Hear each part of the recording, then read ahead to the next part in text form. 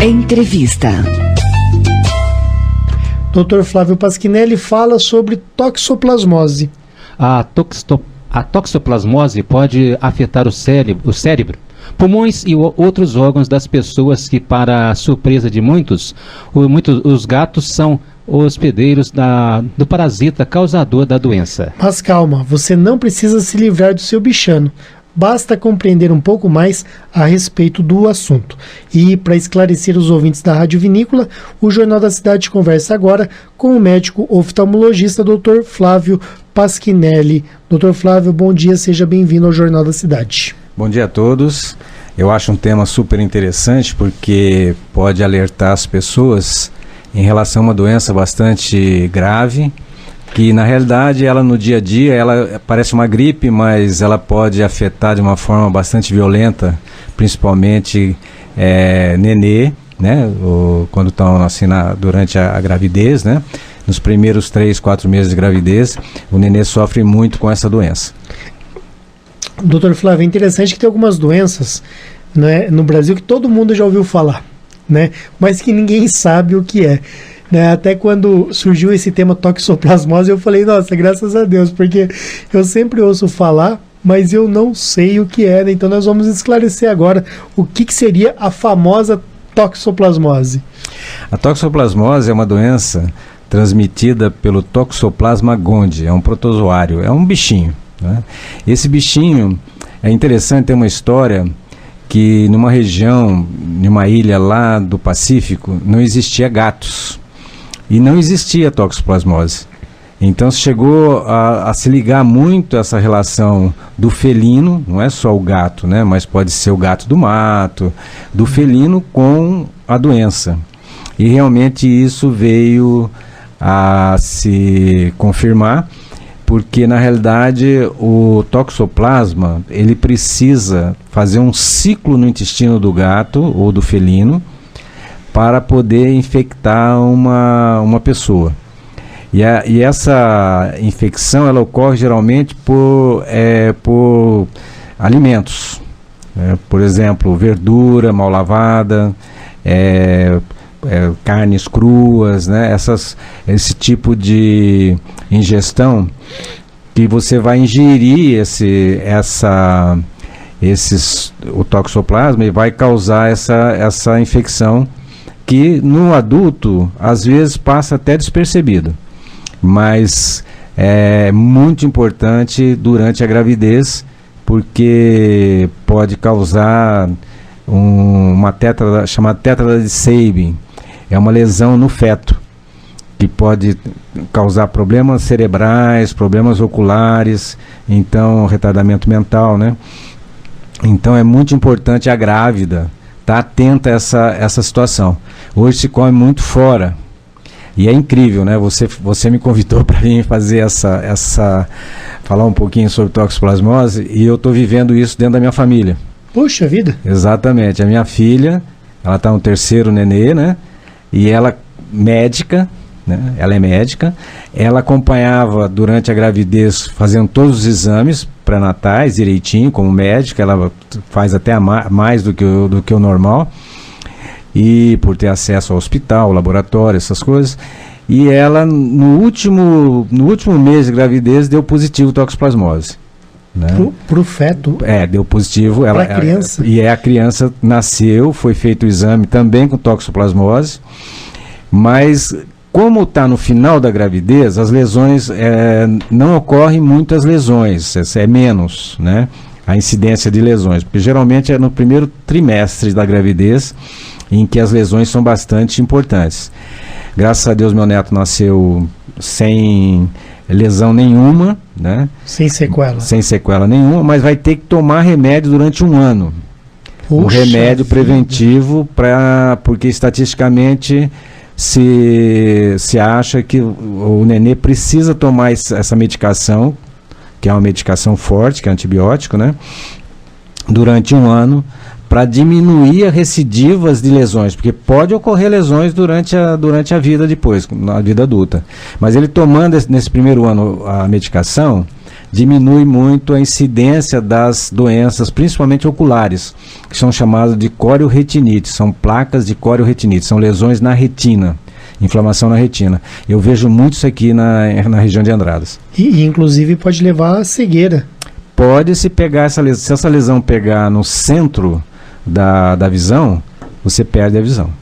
Doutor, vamos voltar um pouquinho no caso da filha do senhor, não é? Porque eu acho que às vezes nós aprendemos mais com exemplos, né, do que propriamente com a parte teórica, né? Quando vem um exemplo como esse, as pessoas elas dão uma atenção maior, né? O que poderia ter levado a filha do senhor a ter desenvolvido a toxoplasmose ali, no caso, na criança? Ela comia muito fora, ou ela de repente pode não ter lavado de maneira adequada os alimentos dentro da sua própria casa, ou a carne também que é crua, tem pessoas que consomem.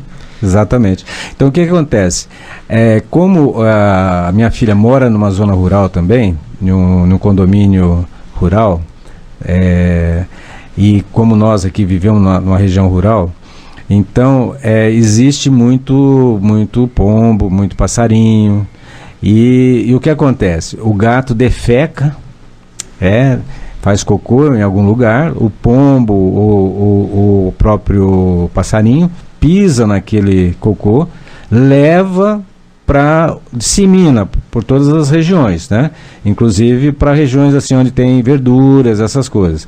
Então a principal causa disso é realmente verduras cruas que você ingere. Então, como se come muito fora hoje, você não tem controle sobre isso. A lavagem.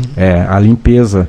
Porque, na verdade, o ideal seria você, além de lavar a verdura, você também clorar essa verdura, né? Com hipoclorito você cloraria para matar todos os germes e tal. E, geralmente, não se tem assim às vezes não se tem muita higiene. Se você tem lá um cozinheiro que não tem higiene, vai no banheiro, não lava a mão, por exemplo, e manipula comida, pode transmitir um monte de doença, né? Então, você vê de vez em quando, você vê umas histórias aí em restaurantes de gente que teve surtos de diarreia violenta e tal, por alimentação contaminada, né? Francisco. Então seria aí os alimentos, as frutas, verduras, né? Exatamente. Mal lavadas, né? Praticamente, exatamente, né? Exatamente. Os alimentos crus, né? São os alimentos crus, né? Verduras, frutas, né? Que podem causar esse tipo de contaminação. Mas só a água não é suficiente para lavar uma alface, por exemplo? Eu em casa lavo geralmente, por exemplo, pego um tomate que eu vou ingerir, eu tento pegar, primeiro eu tento ir para o lado orgânico, porque hoje nós sabemos, por exemplo, com tomate, eu que moro no sítio, eu vejo quanto de veneno que vai no tomate, né? Porque é impossível você produzir hoje se não usar veneno. Você tem que, para produzir em massa hoje, você precisa usar produtos químicos para poder ter a produção, né? No café, em todo lugar. Então o que acontece? Eu costumo lavar com água e sabão. Às vezes a minha funcionária fala: ô doutor, você está lavando com água e sabão a couve, porque eu gosto muito de couve, eu acho a couve um alimento fantástico, ela tem muita vitamina. Eu lavo a couve com água e sabão. E depois enxago bem, e depois eu bato no liquidificador, ou vou comer, alguma coisa assim, né? Interessante. E leite cru, quando as pessoas bebem, por exemplo, direto da teta da vaca, isso é muito comum, né? E é uma delícia, diga-se de passagem. Isso aí pode produzir outros tipos de doença também, né? Porque você no tirar o leite, você não tem... quando é mecanicamente, é menos problema, mas de um modo geral aqui na região, por exemplo, se tira muito manual. Então você tem uma contaminação muito grande de fecálias e tudo mais, né? É bom evitar, né? É bom evitar. Agora tem até uma comida que é uma comida chique, né? Eu até já comi no shopping uma vez, que é o carpaccio. Carpaccio. Né? Que é aquela carne cru, né? Adoro carpaccio. Eu como muito, e toda vez que eu como, minha mulher fala: mas você não pode comer. Então é carne porque você crua. corre um risco. Geralmente, carne crua, você tem que nem aquela cisticercose. Que nem aquela comida japonesa, né? Comida japonesa também, né? Mas tudo no cru, caso, né? Tudo cru. Mas no caso, assim, o carpaccio, a comida japonesa citada pelo Francisco, tem a ver com a toxoplasmose ou não diretamente? Não diretamente, mas pode ter também. Porque pode estar contaminada também, né? Porque toda vez que você cozinha alguma coisa ou frita alguma coisa, você elimina toda bactéria, todos os protozoários, né? Mas a carne crua, ela está muito ligada com algumas doenças muito graves, né? Tipo a vaca louca, né? Que ela é um vírus, né? Como também você está muito ligado com a cistocercose. E aqui nessa região tem muito cistocercose. Carne de porco, por exemplo, mal frita, assim, pode produzir um cisto que vai para a cabeça lá e pode produzir algumas lesões cerebrais. Ô Sandro, até no adulto. Tem pessoas que gostam daquela carne mal passada, aquela carne crua, né? Aí também deve fazer. Você corre o risco. No churrasco, né? né? Corre o risco. Principalmente. Churrascaria no estado de São Paulo, a carne vem pingando. A carne tem que ser. A carne, quando é boa, bem feita, ela é crua, né? Na realidade, é isso aí que acontece mesmo, né? Mas você corre risco. Você corre um risco muito grande. Tanto é que quando você pode observar, quando você vai exportar uma carne, ela é rigorosamente inspecionada até pelo importador. Principalmente o árabe. O árabe eu sou de uma região lá que tem de frigorífico, no Maringá, naquela região lá. Eles são extremamente. Eles colocam uma pessoa dentro do frigorífico para supervisionar. Porque você corre esse risco, né? Agora, será que a gente pode comer uma carne crua com segurança? Com segurança não. Né?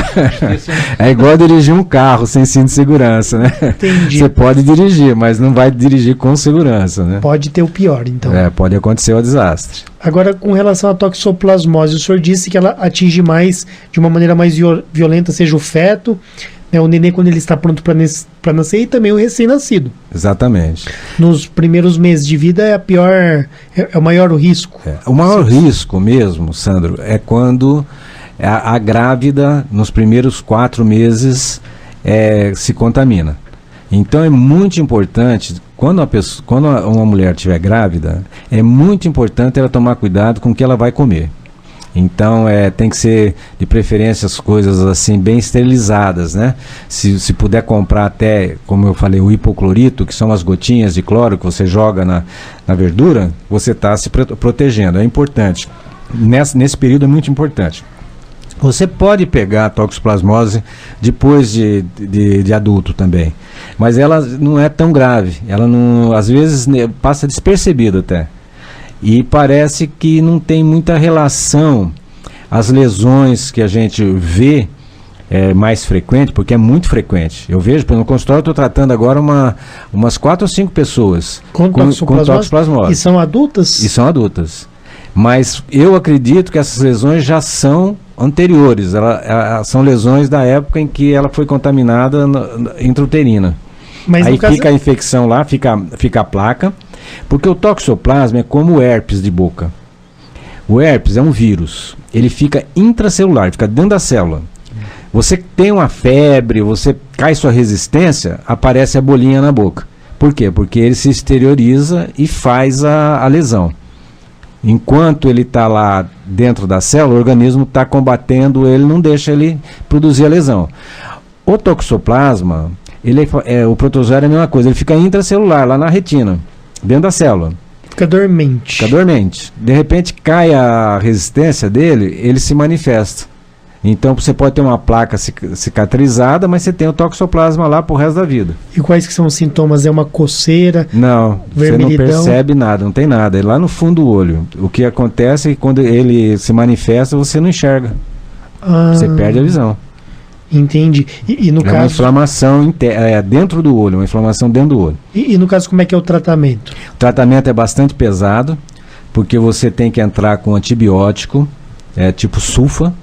Você tem que entrar com cortisona, que são altas doses de cortisona, que é um medicamento que mexe muito com o organismo da gente. E você tem que entrar com o Daraprim, que é um antimalárico. Então, o tratamento são essas 3 drogas.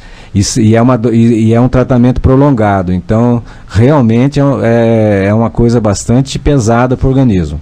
Mas, quando acontece isso, é importante fazer o tratamento. Aí a pessoa acaba tendo que se afastar do trabalho, tem toda essa situação? Há casos em que, dependendo do trabalho, você não... Porque a toxoplasmose, ela não passa assim de pessoa para pessoa, então não precisa se preocupar com isso, né? E pelo ar? É pelo ar, assim, não vai pegar, entendeu?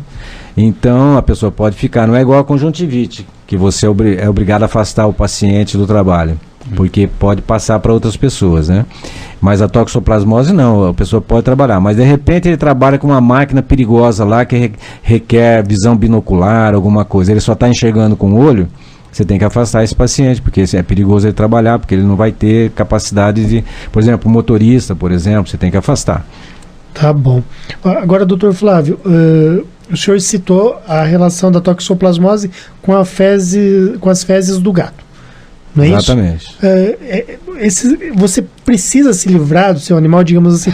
Eu tenho um gato aqui na minha casa, eu vou me livrar dele. Ou eu tocando e cuidando do meu gato, eu posso desenvolver a doença? Então, se acontecesse isso, eu ia ter que mandar meu gatinho passear também, porque eu tenho um gato maravilhoso que não frequenta dentro da casa, mas ele é um gato que apareceu no nosso sítio e eu sou apaixonado por ele, ele vive lá com a gente, e então não é por aí. Mas é só os gatos, só os gatos são que transmitem felinos, doença, ou são ou felinos. cães, Não, é mais o ciclo é mais em felinos, no intestino de felinos. Então, por exemplo, o gato, se você tem um gato que vive dentro da sua casa, que dorme com a sua filha, é um risco que você está correndo. Na realidade, é tudo uma questão de higiene, Sandro. A higiene, a fezes do gato, por exemplo, ela pode transmitir outras coisas também, né? Quer dizer, então, você dorme com um gato, por exemplo. Né? Aí dorme com o gato, um pouquinho das fezes dele que for pro lençol... É problema.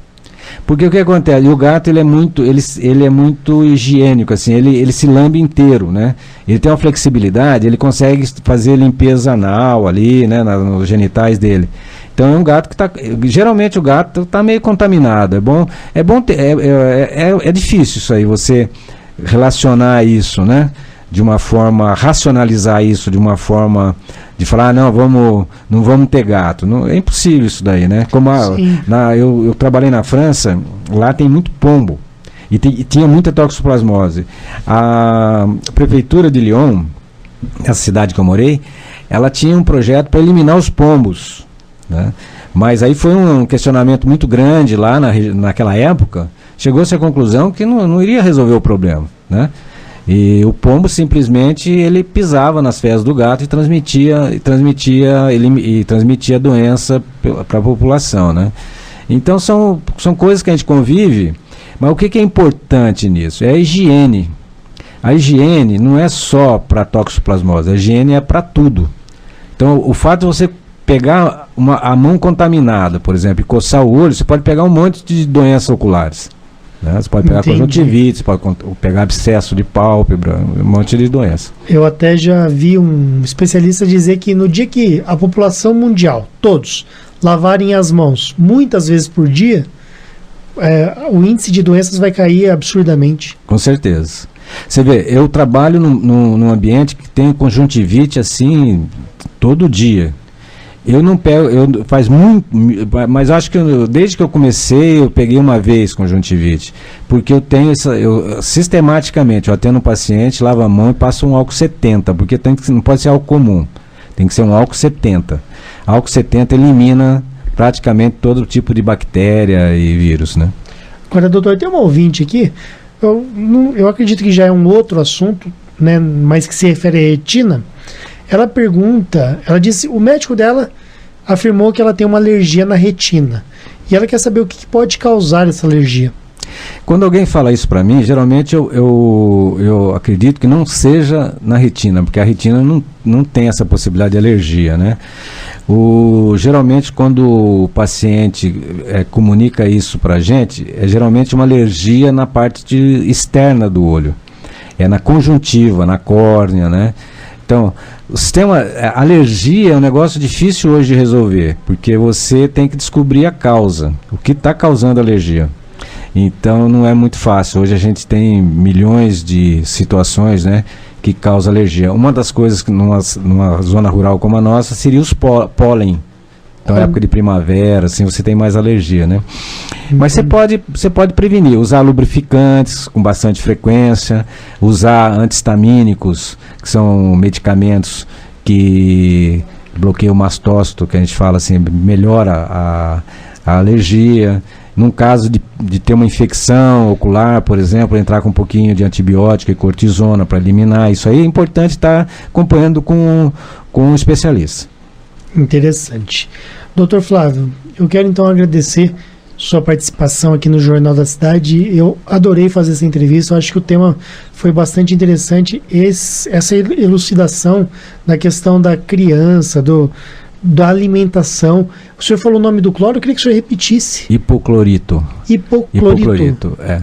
E é uma coisa, Sandro, que eu acho muito importante nessa entrevista, de tudo que nós conversamos, é alertar a grávida, né?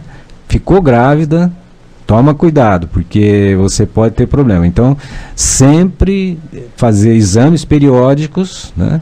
Pegar o ginecologista, ele já sabe, faz exames periódicos, e obstetra, e acompanha direitinho esses 9 meses aí que são os mais importantes. Tá, eu quero agradecer ao senhor por ter compartilhado também uma história pessoal, né, da vida do senhor, da sua família, do seu neto, porque muitas vezes as pessoas se preservam um pouquinho, eu não vou falar da minha vida pessoal e tal, mas quando o senhor fala da sua vida, o senhor compartilha com a família vinícola, né, uma situação, e certamente as pessoas vão fazer orações, vão pedir a Deus e a Nossa Senhora pela filha do senhor e pelo netinho do senhor também. Obrigado, Sandro. Isso é importante porque isso pode acontecer com qualquer um. Também pode acontecer com qualquer nível de pessoas, né? Então é importante todo mundo ter conhecimento, e com conhecimento você tem menos problemas de doença. Tá bom. Obrigado, doutor Flávio. Um bom dia a todos.